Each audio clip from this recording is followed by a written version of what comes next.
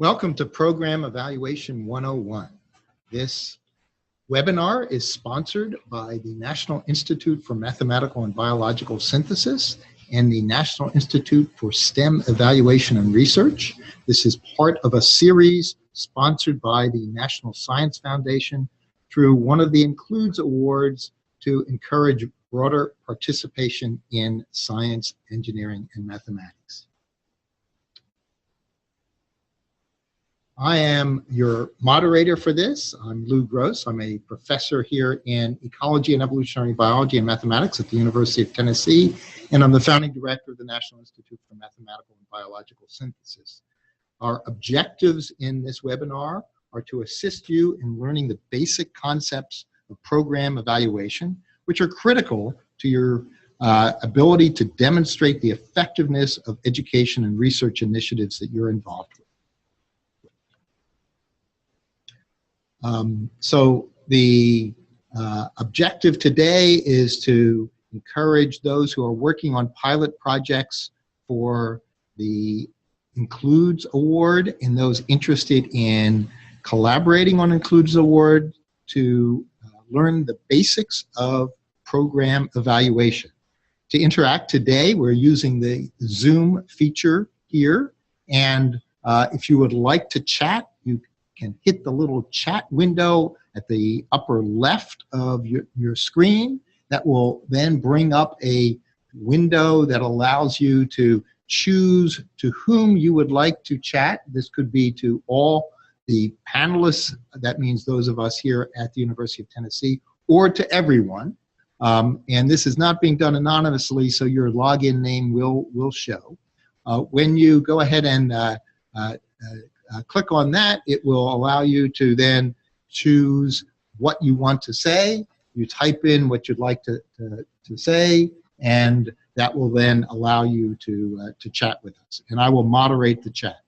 Our presenters today are two outstanding experts in evaluation. Dr. Pam Bishop is the founding director of the National Institute for STEM Evaluation and Research, based here at the National Institute for Mathematical and Biological Synthesis, as well as Sondra LoRe, who has an extensive amount of experience in program evaluation, and they are going to lead this. At the end of the session, there will be time for questions, and we expect that this webinar will last about an hour.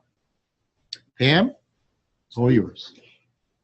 Thank you, Lou, and thank you all for being here today with us. We're excited to have the opportunity to talk with you about program evaluation, and we hope that you can take this information and apply it to your STEM education projects.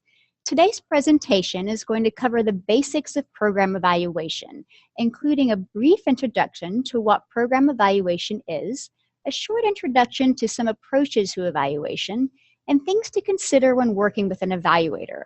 We're also going to discuss an overview of the evaluation process. At the end of the presentation, we'll take some time to respond to your questions and comments that may have arisen. Finally, we'll end by providing you with information about where you can learn more about things we're discussing today. So let's get started by answering a basic question. What is program evaluation? So there are a lot of definitions for program evaluation out there. We like to use the definition of Michael Quinn Patton, who's perhaps best known for his work promoting utilization-focused and developmental evaluation. His definition indicates that program evaluation is the systematic collection of data used to judge the worth of project elements and to make data-informed decisions to increase understanding and improve effectiveness of your project. Although many definitions exist for what program evaluation is, there are four general common elements across the definitions. Evaluation is a systematic process that involves collecting data to enhance knowledge about a project and to help make data-informed decisions to enhance your project's effectiveness. So why is evaluation important? Well, there are many reasons, but we'll give you a few here. First of all, evaluation can help enhance your project design to make it more effective for your target audiences. It can help you map what resources you need and when you need to get information out about your project. It can increase effectiveness by providing feedback about what's working and what isn't. It can provide data to help you sustain the most effective parts of your project. And finally, it can help provide evidence to future funding agencies about the efficacy of your project model. So now Sondra will talk about some approaches to evaluating your project. Throughout the presentation, we have sprinkled in some great cartoons created by Chris Lessy, who is an evaluator and graphic designer with a knack for illustrating the nuances of evaluation. His website is freshspectrum.com if you are interested in seeing more of his work. This illustration shows what we like to call the Evaluator's Challenge. By including evaluators in the development of your project, in the design stage, it will enhance success of your project. The word approaches in the slide title here refers to an integrated set of methods employed in evaluation. Here are some approaches to evaluation that you may have heard of: collaborative, participatory, empowerment, and there are many more. In the three approaches shown in this slide, evaluator involvement varies from collaboration in the beginning design, participation through continuing support, and leading successful stakeholder engagement for successful independence. As you see here, it is important to note that an evaluation can blend approaches based on the changing needs of the project, the principal investigators, or others involved in the project. So when considering these types of evaluation, how do we typically assess success? Two typical ways to approach measuring success are known as formative and summative evaluation. Formative evaluation helps you learn about the project elements that could be improved as the project is being implemented, while summative evaluation gives you conclusions about the quality and impact of your project's achievements at the end of your project, or perhaps at other concluding periods in your program. Formative and summative evaluations are most often explained in terms of cooking. Think about making your favorite meal. Do you plan, look at the recipe, buy ingredients, and taste your work along the way? If you make a change, say a pinch of salt more, using olive oil instead of butter, do you record that information? Maybe amend your recipe card? This is formative evaluation. After the meal is finished and your family has eaten it, they may say it was good or that they didn't like it. This is summative evaluation. Summative evaluation helps you make decisions such as, will you plan on making this recipe again? If so, what changes might you make? Will it become part of a recurring lineup of meals at your house? Could this recipe be the one that brings fame and fortune to your family? In developmental evaluation, the evaluator helps to develop the project. Evaluators are involved at the design and at each stage going forward, including plans for expansion and sustainability. Developmental evaluation could be an appropriate approach to evaluating NSF includes pilot projects because they represent bold social innovations aimed at solving the broadening participation challenges in STEM. So to continue with the analogy, developmental evaluation occurs before you make the recipe. You are considering a social innovation that you would like to make in, say, cooking while visiting the farmer's market. For example, a social innovation we might like to address is the need for children to eat more Brussels sprouts. How do you get children to eat more Brussels sprouts? We could create a signature recipe for Brussels sprouts that appeals to children. Once we have a pilot recipe, we can test it with children, make changes based on their feedback. We could do this multiple times. This is our formative evaluation. After we feel we have a well-tested recipe, we can use summative evaluation to set the stage for expansion to maybe a cookbook to get children to eat Brussels sprouts or even other green vegetables. This is our summative evaluation. This example relates to the goals of the NSF Includes project, as your pilot is the innovative model that you will developmentally evaluate with aims towards improving and scaling up successful elements into an alliance with other projects. Whatever method you employ to assess success, each still uses the 4 basic elements of the definition of evaluation. Each is a systematic process that uses data collection and analysis to enhance knowledge about project elements in order to make the data-based decisions about the direction of your project. Now that we have a plan to approach our evaluation, Pam will briefly address some important things to consider when working with an evaluator. So, when is the right time to get started working with an evaluator? Well, we like to say as soon as possible. It's always helpful to begin working with an evaluator as soon as you start to think about your project model.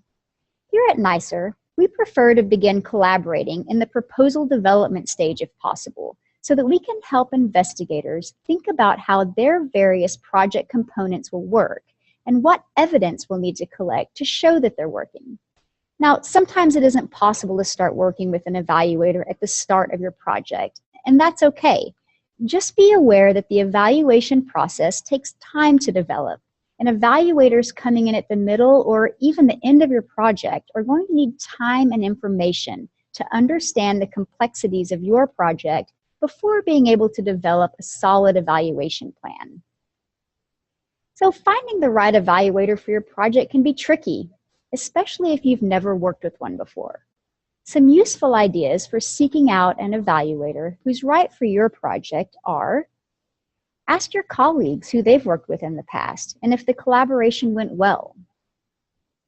If you're university-based, ask a proposal development specialist in your area for references. Oftentimes, they'll have a short list of evaluators they've worked on with various types of proposals. Finally, the major professional organization for evaluators in the United States is the American Evaluation Association. This professional society has a Find an Evaluator function on their website, and you can search it using several fields, including keyword and location. Keep in mind that in the United States, there's no certification process to be a program evaluator, and many people come to the field from different backgrounds and with varying levels of experience. So there are a few things to keep in mind when choosing which evaluator is right for your project. So here are a few things to consider when entering into a collaboration with a program evaluator on your STEM education project. First, does the evaluator have experience evaluating STEM education projects? Many evaluators are generalists who evaluate many different types of projects, but some do specialize in STEM. Next, does the evaluator understand your STEM education project? Not every evaluator will understand all of the underlying theoretical frameworks for every project, but it helps if your evaluator has some understanding of your project's rationale. Also, and maybe most importantly, what's your evaluator's approach to evaluation? Do they seem interested in collaborating with you to develop an evaluation plan? Or do they have a set idea of what the evaluation will look like without interest in your input? In general, a more collaborative approach to evaluation is going to be the most useful to your project. So after you decide to collaborate with an evaluator on your project, you're going to need to establish a good working relationship.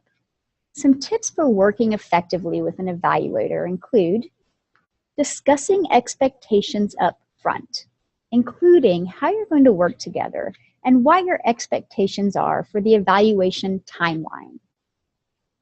In your timeline, set aside time to discuss goals and objectives of your project and do this on a regular basis. Depending on the structure of your project and the type of evaluation approach, this could be monthly, bi-monthly, or even annually. It really depends on your project's context. Next, set aside a schedule for data and reporting needs, including who will need what information when. A word of caution from our experience here at NISER. Be mindful of the limited resource allocation that supports your project's evaluation. While evaluation is an adaptive process and it's going to change as your project changes, it still has to remain within the agreed upon budgetary restrictions.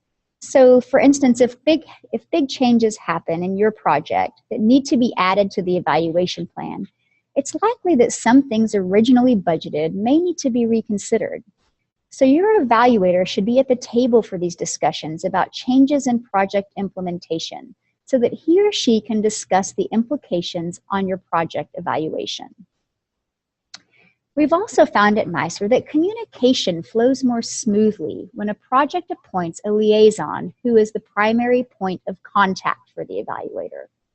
This isn't the only person in project leadership with whom the evaluator will connect, but it will be the person in the project responsible for keeping track of the evaluation process. Finally, create a system to share data. This can be through a cloud system like Google Drive or Dropbox. Just be certain that the system you use is approved by your institution to store the types of data that you're sharing. Now that you have the basics of working with an evaluator, we'll move on to the process of evaluation. So this is a diagram of the basic process of program evaluation. A couple of things to note before we get started. Notice there's an arrow at the end of the reporting step.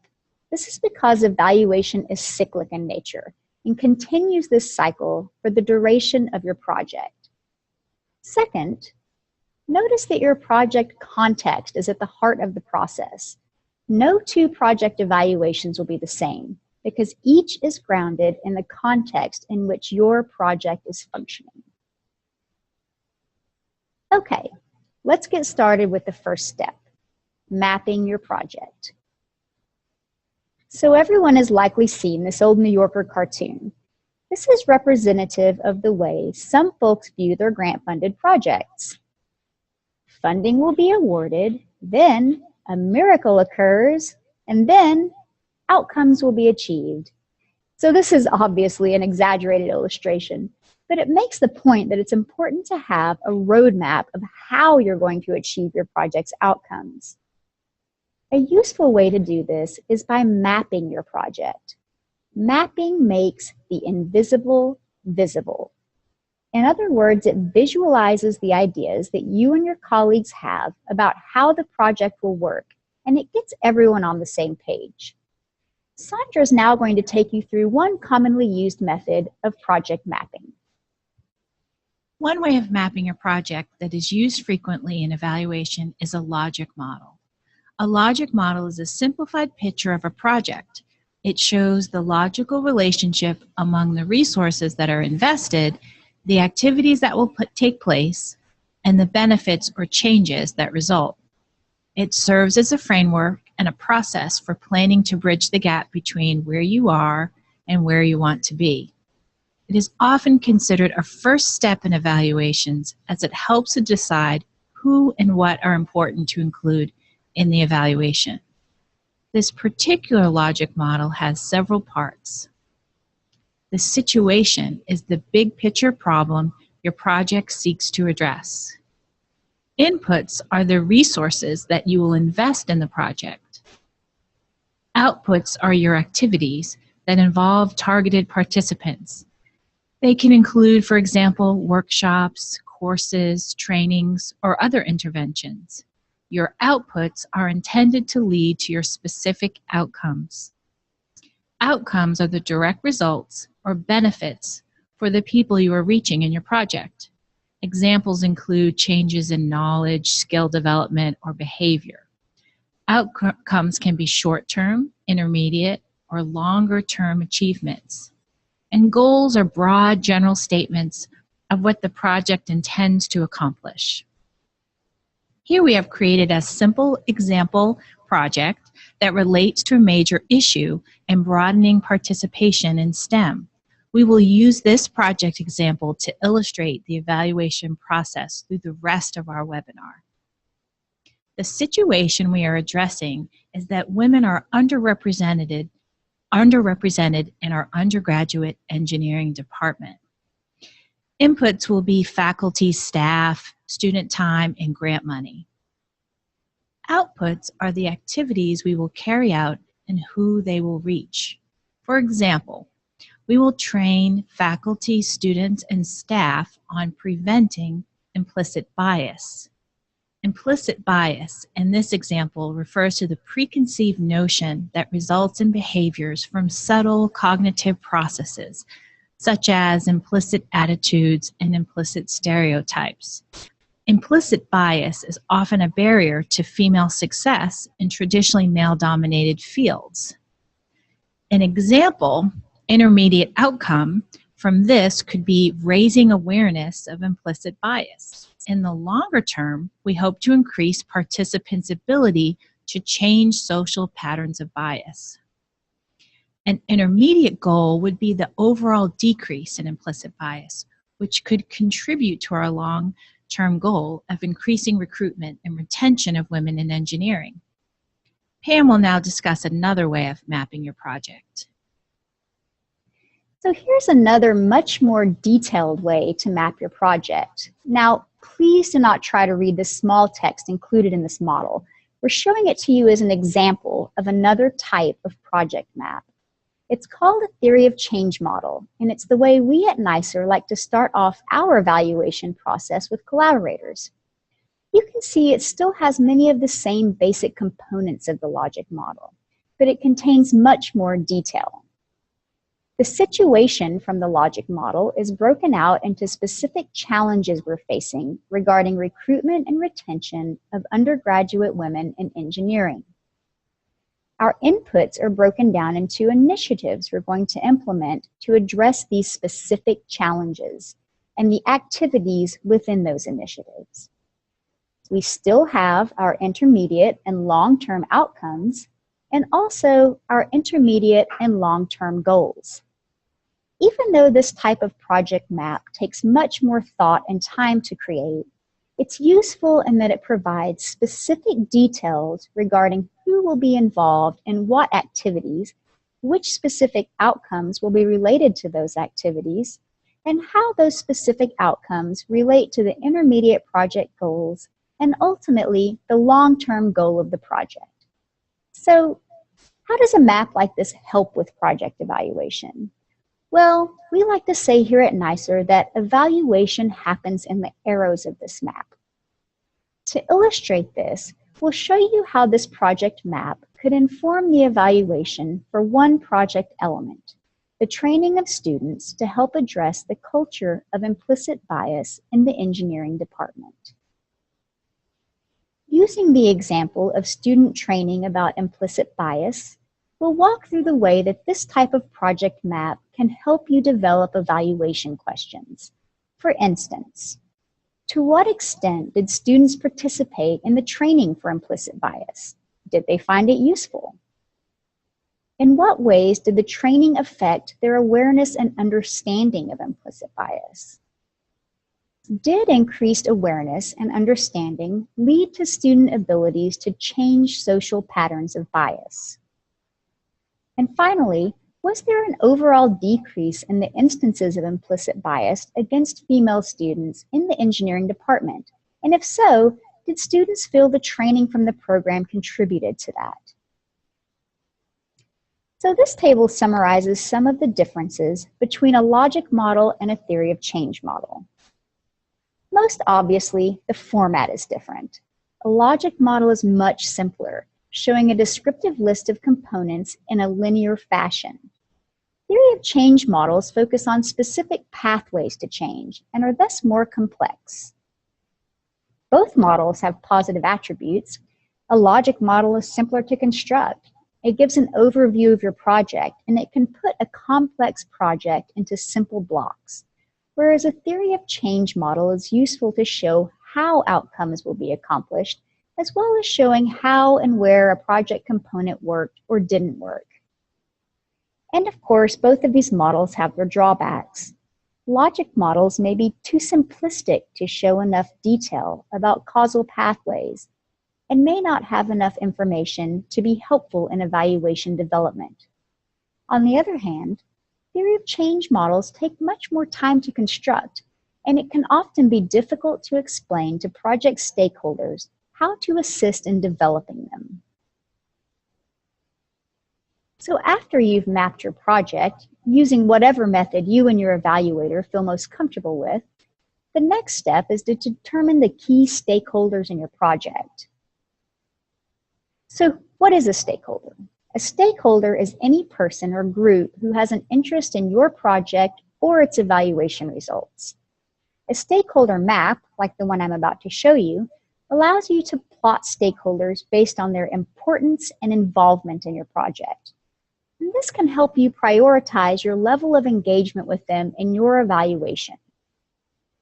So importance relates to the stakeholders' level of interest in your project.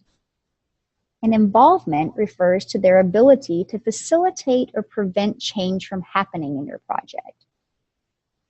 Stakeholders with a high level of involvement and importance in your project need to be managed closely. This is the group you'll want to involve heavily in your evaluation data collection. Other stakeholders may need to be kept satisfied through regular project updates, and you should be responsive to their issues or concerns as they arise. Stakeholders with high involvement but low importance in the project should be kept informed of your project's progress, while those with low importance and low involvement are going to require the least amount of effort in the evaluation. So for the example project we've created, a stakeholder map might look like this. The engineering students, faculty, and project staff are heavily involved and impacted by the project's activities, and they should be the ones who will also be the most involved with your evaluation process. The engineering community at large might be interested in what your project evaluation finds to be the most useful ways to recruit and retain undergraduate female engineers. You may want to keep department heads and your funding agency apprised of your progress so that they're satisfied with your work. And perhaps, depending on your project model, students outside of the engineering department require minimum effort in the evaluation. This doesn't mean they're not involved at all, but that the evaluation invests the least amount of time in this stakeholder group. One advantage of stakeholder mapping is it can inform your project's resource allocation. For instance, if this was your project and you had allocated a portion of your budget to training non-engineering students in implicit bias, but then you realized after mapping that this stakeholder group is actually in the low involvement, low importance quadrant, you may consider reallocating your resources into a stakeholder group in the upper right-hand quadrant for greater project impact. So now that you've mapped your stakeholders, you need to decide which stakeholders to engage in the evaluation and how they're going to be engaged. This should be determined through collaboration with your evaluation team and your project leadership. So to continue with our example project, we're going to select two stakeholder groups from the high involvement, high importance quadrant. And Sondra is going to continue now with what you need to do as a next step. After you have determined your key stakeholders to include in your evaluation, you will need to develop evaluation questions that align to what you need to know to make judgments about how your project is operating. Evaluation questions support project evaluations by guiding the planning process, providing structure, purpose for activities, and defining outcomes and goals. In this chart, we have examples of evaluation questions for our sample project. For our engineering students, example evaluation questions would be related to the training in implicit bias. To what extent did they participate? If the students did not participate, how could they be incentivized? If they did not find it useful, what changes can be made so that the training will affect their awareness and understanding of the issue? For our engineering faculty, evaluation questions could be related to information sharing, training and mentorship. For instance, it would be important to know if they felt well informed about the expectations for their roles in mentoring students. If they were involved with mentoring, how much interaction was there? A further question might relate to the amount and quality of interaction with students and how it relates to the student's sense of belonging in engineering. Once we have defined our evaluation questions, we will want to consider the ways we will gather evidence to answer these questions. A data collection plan and evaluation helps set the stage for what the implementation of the evaluation is going to look like. This slide shows the data collection plan for our example project. Here you see the ways in which the data collection plan supports the evaluation questions. For example, if we want to know to what extent did students participate in the implicit bias training, we could use surveys at different points in the process, such as before and after workshops. If we want to know to what extent female engineering faculty become involved with mentoring new students, we might conduct faculty interviews and also triangulate the data by asking students through surveys and interviews how well prepared they felt their faculty mentors were. Your data collection plan needs to take into account stakeholder availability and also be aware of data fatigue. In this example, for instance, you would need to be aware of semester start and end dates, final exam periods, or any other events that might cause students to be unresponsive to your survey. Additionally, you wouldn't want to schedule a student survey, focus group, and interviews all during the same week. Now that I have taken you through developing your evaluation questions and data collection plan, Pam will discuss collecting and analyzing the data you have collected. So after your evaluation questions and the related data collection plans have been developed, it's time to collect and analyze your data. We'll talk about these two steps together as they're closely related. Data collection should occur according to your data collection plan. Data collected can be quantitative or qualitative in nature. Quantitative data are typically collected as numbers, such as frequency of occurrence of event, test scores, or survey results where participants rate various aspects of your project. These data often come from surveys, tests, or document analysis.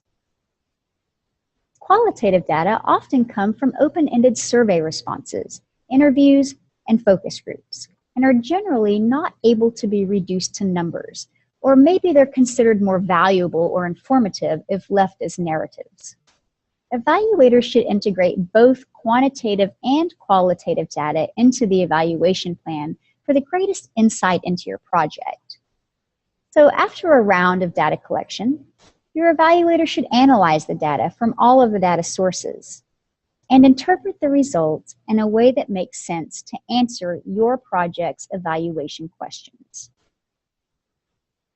After collection and analysis, you'll want your evaluators to report to relevant stakeholders about the results they've uncovered and how they can be used to improve your project.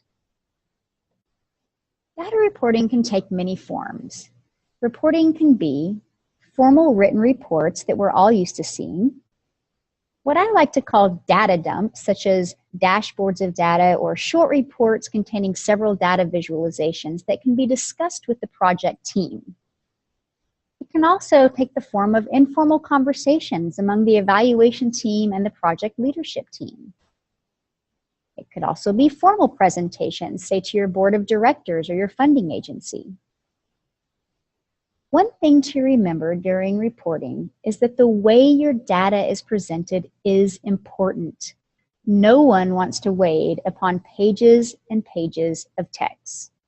Visualizations are a key component to conveying data, and your evaluator should be adept at displaying data in such a way that it can be easily digested and understood by your project stakeholders. The most important thing to keep in mind with visualizing data is to keep it simple and to convey a key message with each visualization. To emphasize the importance of the way that data is communicated, I'll give you a couple of examples from our evaluation work here at NISER. So here's an example of some data that we report in our evaluation work for the National Institute for Mathematical and Biological Synthesis, or NIMBioS. One of the goals of NIMBioS is to foster cross-disciplinary interactions. One way to show that the center is bringing together researchers from multiple disciplines is to put the data in a table that shows how many participants were in each research group and to list the disciplines for each group member. While this table certainly contains all of the data someone would need to provide evidence that the center is indeed bringing together people from different disciplines to work towards a common research goal, it doesn't really help convey the message of cross-disciplinary interactions. This network analysis is a visualization of the same data that might be in the table. It graphically illustrates the cross-disciplinary connections fostered among research working group members through the meetings hosted at NIMBioS. Node radius is representative of the log-scaled number of participants in each field of study, and line size is representative of the number of times researchers from each field were brought together to collaborate and problem solve at NIMBioS. We can clearly see from this visualization that the largest groups of researchers are in biology and mathematics, which we would expect. But we also see that there are 11 other disciplines represented, and we can see how they've been connected as a result of participating in the center's research groups. So ask yourself, what form of data communication would have the most impact when presenting to your stakeholders? A long list of participants in their discipline areas, or a graphic visualization of the same data? Here's another example of what we consider poor data visualization. This is data from a pre-post survey of students participating in ethics training in an NSF Research Experiences for Undergraduates program. So after you figure out which color represents the pre and post tests, you can see that there were clearly gains across the board in the knowledge areas that the project was interested in enhancing. However, it's difficult to discern much else from this visualization. Here is a version of the same data, visualized with usability in mind. How does this graphic compare to the last? Can you see where the students made the greatest gains?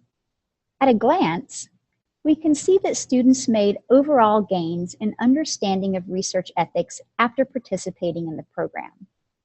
We can also see that perhaps we don't need to emphasize educating students about the roles and relationships with collaborators during our next iteration of the project, because they already had a high understanding coming in. And perhaps we can reallocate those resources to training and data ownership issues. So I hope that both of these examples have shown you that thoughtful visualization of your evaluation data matters. As we indicated earlier, evaluation is cyclic in nature and continues this cycle for the duration of your project. Thus, when you interpret the evaluation results for your project, you'll want to revisit your project map to see if any modifications to your project need to be made to achieve your desired outcomes. Ideally, you'll use the data reporting from your evaluator to make data-informed decisions about leveraging high-impact aspects of your project, or even scaling back or altering less impactful aspects.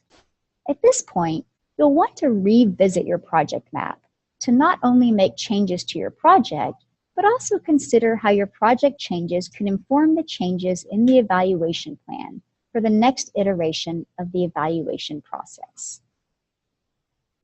Ideally, we've presented the evaluation process as a single cyclic process, but it's important to keep in mind that your project evaluation may not follow this cycle exactly. For instance, perhaps your project finds, after a round of data collection and analysis, that there's a difference among female engineering students with different cultural backgrounds. you may find that you need to revisit your evaluation questions to ensure that they're sensitive to cultural contexts. We have shared a lot of information with you in a short time. At this point, we would like to give you the opportunity to ask questions and share any comments you may have at this time. Lou will now share with us some questions from the chat window. Please feel free to enter your questions now if you haven't already done so. So the first question that I see here is a question actually about technology as to what programs were used to create the two visualization graphs. So that's an interesting question. We tend to use PowerPoint actually because it is the easiest way to manipulate the boxes that you have to move around. There is a website called Theory of Change Organizer, TOCO. They have a free version of a software that you can use to create a theory of change model. I will say there is a little bit of a learning curve there, and they have just launched a fee-based version of the software, which we haven't checked out yet. But we do find that PowerPoint is the easiest way to do this. If you are looking for templates for a logic model, the University of Western Michigan, their extension program has some templates available online that you can use and just fill in. So Pam, I think one of the aspects of that question was what programs were used for network graph and for the other graph that was the REU graph. Okay, so the first part of that question is what was used for the network graph. There's several social network analysis graphing programs available for free. One of the free ones that we like to use is Pajek. That's P-A-J-E-K. And that one can be useful for those types of visualizations. We also use NetDraw, which is a free visualization tool, and that goes with the software that I can't remember the name of, but will come to me in just a moment. But there, if you search for social network analysis software, Wikipedia has a page that will tell you what softwares are available and if they are free or if they are for a fee. So that's a good place to start. And the second part of the question was, what did we use to create the REU software? The barbell, yes. Yes. So that, that visualization came from a guru in data visualization and evaluation, and her name is Stephanie Evergreen. And she has a whole business now devoted to visualizing data for evaluation. And we are ardent followers of her program, and we subscribe to her blog, and we are also we also have taken some of her workshops, and she goes step by step through the processes of creating those types of graphs that are easily digested. Okay. Thank you, Pam.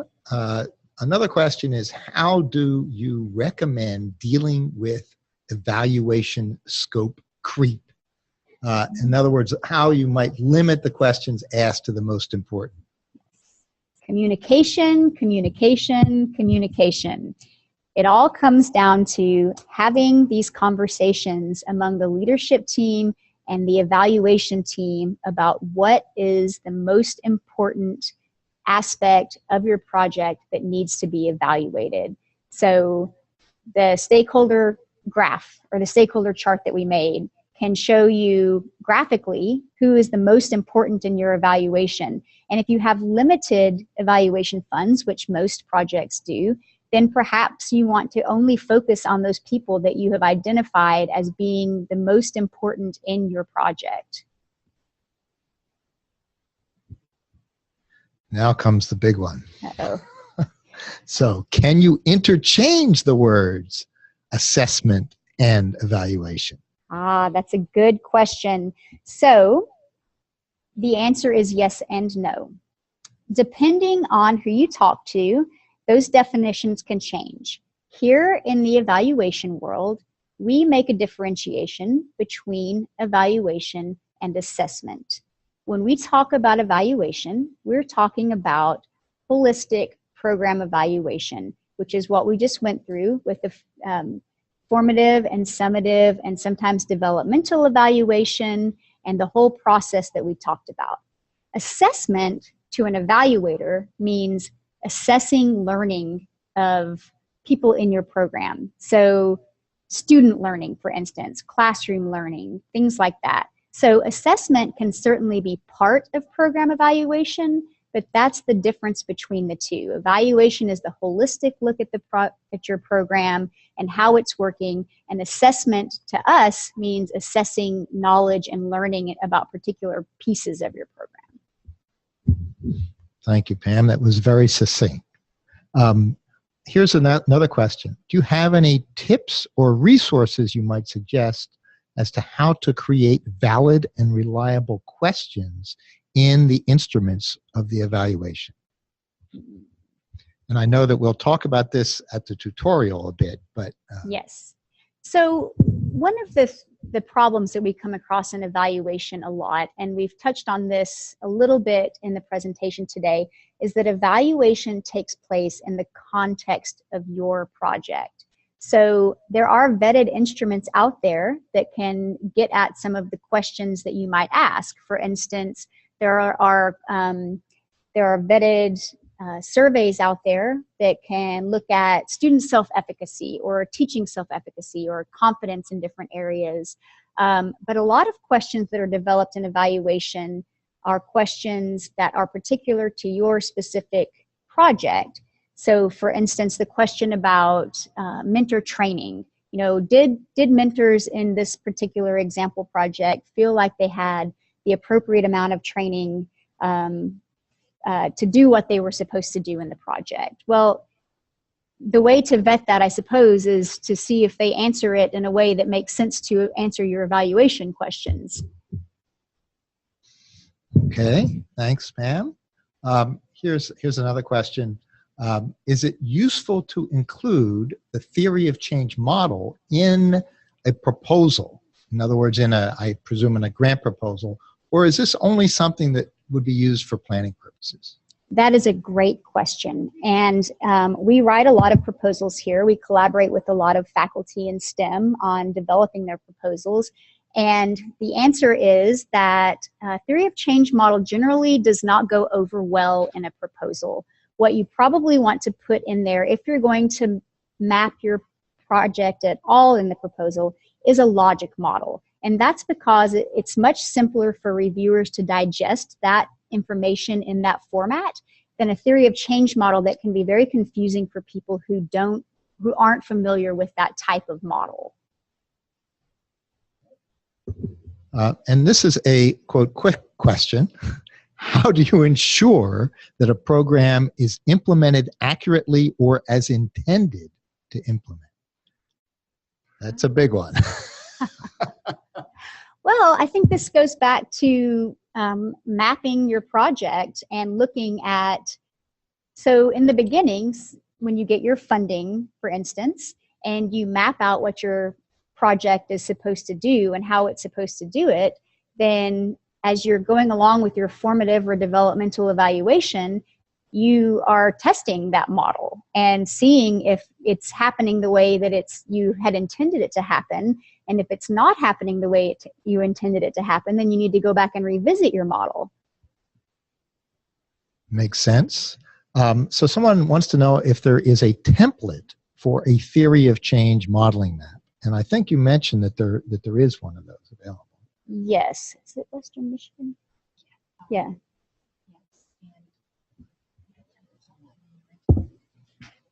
So if you Google theory of change, logic model templates, you'll get a lot of information about that. But I believe it's the Wisconsin. University of Wisconsin Extension, excuse me. University of Wisconsin Extension page has several logic model templates that you can use. That's logic. Yes, theory logic model. And theory of change as well. The theory of change actually is the Theory of Change, the TOCO, Theory of Change Organizer website has a wealth of information for developing theory of change models. That's great. We will try to actually summarize some of this on a website for the conference. Actually, we'll be including some of these in tutorial results. Here's another question. Suggestions for free data statistical analysis software. Well, of course, there are free versions of, the main one that we use is called R, and it's totally free. There are an immense number of free packages that go along with that. It is perhaps not as easy to use as certain commercial software, but in certain areas of science, it is now the de facto tool for data analysis. And if you're interested in, there's some new books on data analysis in R that you might find useful there. Here's a question. How do you determine monetary compensation rates for evaluators? So I'm going to interpret that as how much of your budget you want to allocate to evaluation. And that's a great question, and it comes up all the time. So it depends on the type of evaluation that you are asking your evaluator to do. So for NSF, the typical rule of thumb guideline is that the evaluation is 10 to 12% of your overall budget. Now, if you're getting into developmental evaluation, we've seen budgets as high as 20 to 25% of the overall budget. But your typical rule of thumb for your formative, summative evaluation that we sort of walked through today would be around 10 to 12% of your overall budget. So this is a question that the person says is unrelated, but I think it'd be useful. If graduate students were interested in becoming a professional evaluator or gaining experience in evaluation, how do you suggest they go about doing that? Well, the University of Tennessee has a wonderful evaluation statistics and measurement program in the graduate school. But I would also recommend taking a look at what certificate programs are being offered. So there may be a certificate program for qualitative research or quantitative research if there isn't a program that's offered at your university to gather courses into a minor certificate program. Thank you, Sondra. So here's another one. What's the difference between performing an evaluation versus conducting research? Aha, we love that question here at NISER. We have to explain this all the time to people. So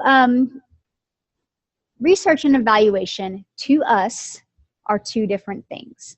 Evaluation is conducting data collection to inform the improvement of your program and to measure your goal attainment. Research is, it uses a lot of the same methods, but the end goal is to contribute to the broader field of knowledge in a specific area of the program.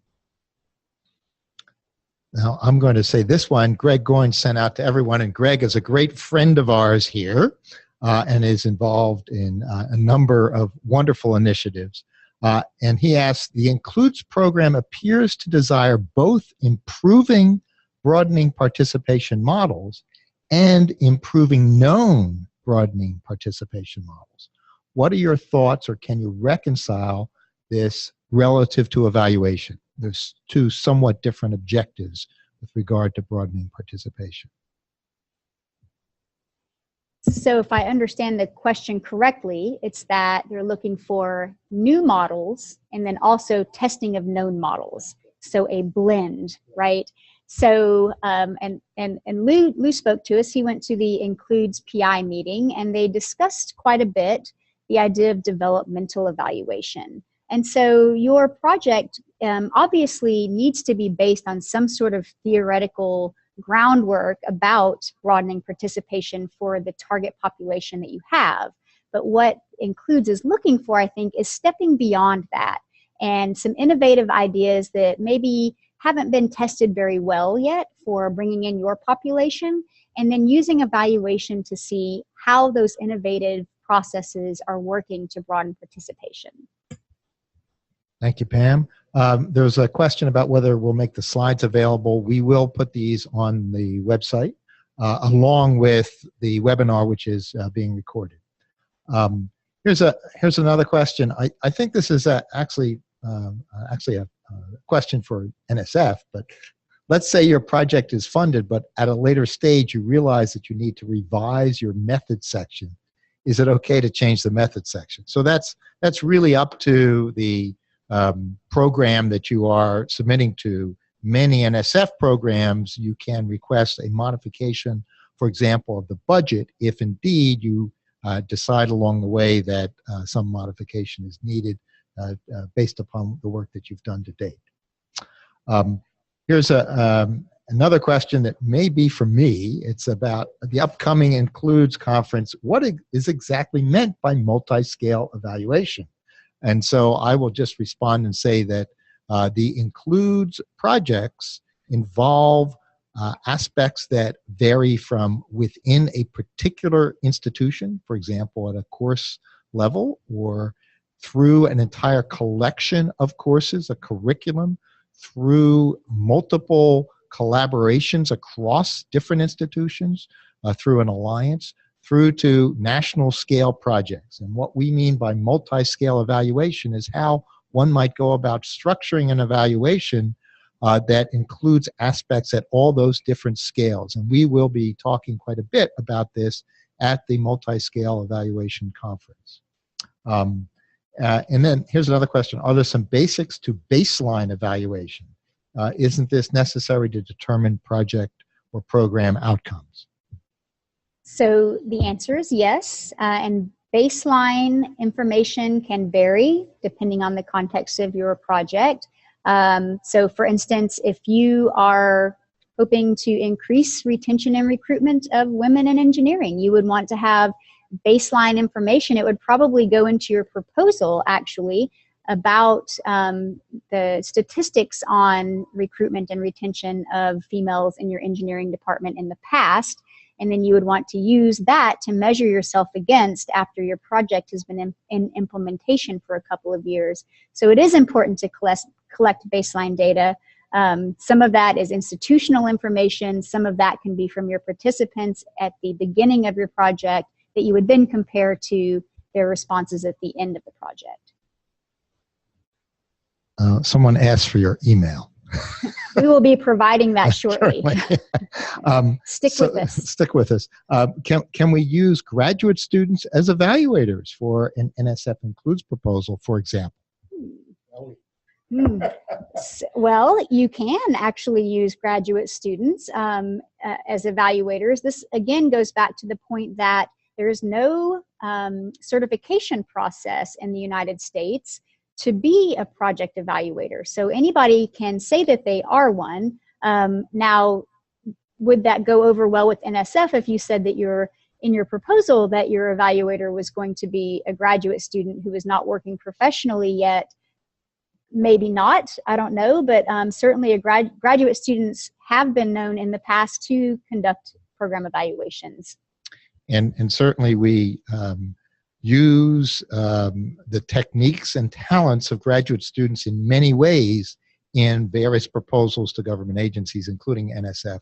So this could be a benefit in terms of you're adding to the educational aspects of the project. So it's part of the broadening impacts, broader impacts part of it, perhaps. So do you have, somebody asked about a particular R package. Well, R itself is, once you've used R, there are a whole set of packages within R, but the basic structure of R allows you to do pretty much any major statistical analysis, but there are packages built for particular applications. So do you have any suggestions regarding the fidelity of implementation conceptual framework for a STEM project? Sure. So that formative evaluation piece will be very critical when doing your FOI and going back for additional funding, should that be your goal. So when we were talking about developmental and formative evaluation, it will be very critical to be very mindful throughout the evaluation process. Okay. Someone asks, what's R? Just put in R statistics in any web search and you'll get to the websites. How do you find programs to evaluate? Well, they seem to find us. In all reality, so we're uniquely positioned here at the National Institute for Mathematical and Biological Synthesis in that I was the internal evaluator for NIMBioS for the first 8 years or so, and we have interacted with around 7,000 STEM faculty and staff and students over the years, and so we had already built a reputation for being STEM evaluators, and they had seen our work. And so when we said we were going to start doing external evaluation, we already had people knocking on our door. Besides that, if you're interested in getting into evaluation, I would suggest checking out the American Evaluation Association website. And I think that answered the next question, which is, are there particular trade journals, conferences, or other resources? So the American Evaluation Association is the logical place to get started. Okay. Another question here is, will the information about the multi-scale conference be shared? And yes, we'll actually have a lot of information about that. And I think we're at the end of the list of questions that I've seen here. At least I'm not seeing any more. Okay.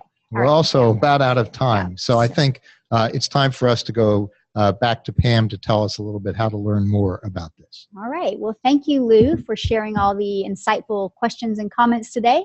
If we've piqued your interest enough and you want to learn more, or we didn't get to your question today, I'll now talk about some opportunities available for you to learn more. So you can visit our Includes conference website here. We welcome your participation in our free live streams of both our tutorial on February 22nd and our conference on February 23rd and 24th. And both of these are going to focus on STEM education evaluation. You'll need to register for these events, and the registration link is shown here. Also, please visit the NISER website. Follow us on Facebook and Twitter for real-time evaluation information. And if you're so inclined to tweet about today's experience, our Twitter hashtag is NISEREval. And finally, contact us. Sondra and I are available to answer questions about today's webinar, and the NISER team is available for collaboration on your future STEM education projects.